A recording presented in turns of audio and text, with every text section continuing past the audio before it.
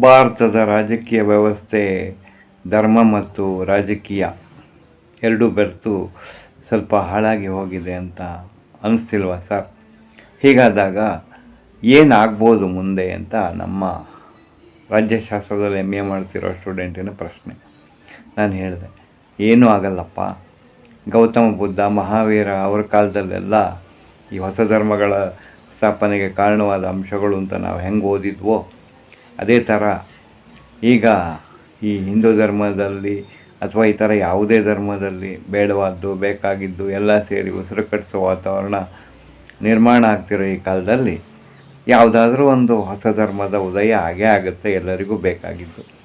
ಈ ಎಲ್ಲ ತಾಕಲಾಟಗಳನ್ನು ಸೂಕ್ಷ್ಮವಾಗಿ ನೋಡುತ್ತಿರುವ ಯಾವುದಾದ್ರೂ ಒಬ್ಬ ಮಹಾವ್ಯಕ್ತಿ ಅದನ್ನು ಸೂಕ್ಷ್ಮವಾಗಿ ಗಮನಿಸ್ತಾ ತನಗೆ ಬೇಕಾದ ಎಲ್ಲ ಅಂಶಗಳನ್ನು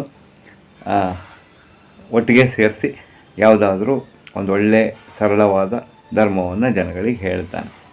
ಈ ಅಮ್ಮ ಮನೆಯಲ್ಲಿ ಎಲ್ಲ ತರಕಾರಿಗಳನ್ನು ಬೇಕಾದ ಎಲ್ಲ ಪದಾರ್ಥಗಳನ್ನು ಸೇರಿಸಿ ಈ ಕೂಟು ಅಂತ ಮಾಡ್ತಾರೆ, ಆ ಥರ ರುಚಿಕರವಾದ ಕೂಟನ್ನು ಎಲ್ಲ ಜನರಿಗೂ ಸರ್ವಸಮ್ಮತವಾದ ಸರಳವಾದ ಕೂಟನ್ನು ಉಣಬಡಿಸ್ತಾನೆ ಅಂತ ಕಾಲ ಬರುತ್ತೆ, ಅಥವಾ ಉಣಬಡಿಸ್ತಾಳೆ ಅಂತ ಕಾಲ ಬರುತ್ತೆ ಅಂದೆ.